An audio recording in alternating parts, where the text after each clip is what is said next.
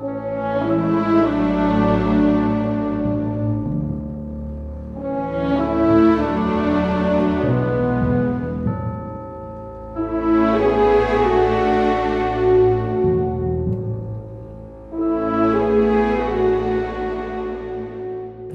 was a pretty primitive place. The building itself was archaic.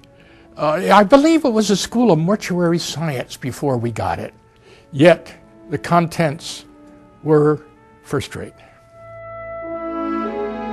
The medical school was a very old physical facility immediately across the street from Cook County Hospital in a bustling part of the medical community of Chicago.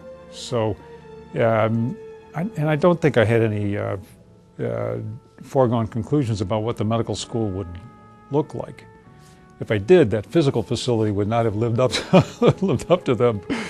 But a very humble single building campus.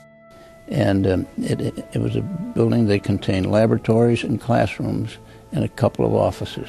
And that was about it. It was a very old, very creaky building. The students didn't have study space. They didn't have lockers. They certainly didn't have computers.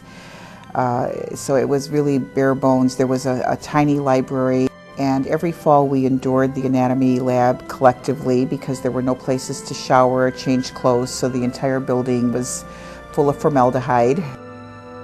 We had microanatomy at 1 o'clock in the afternoon, and we had gross anatomy in the morning.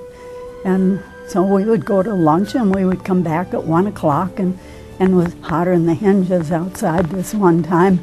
And we're sitting there trying to listen to the professor, can't think of his name. And then about a time when you're beginning to get kind of dazy, the garbage truck would go through. Everybody sit there and, oh Lord.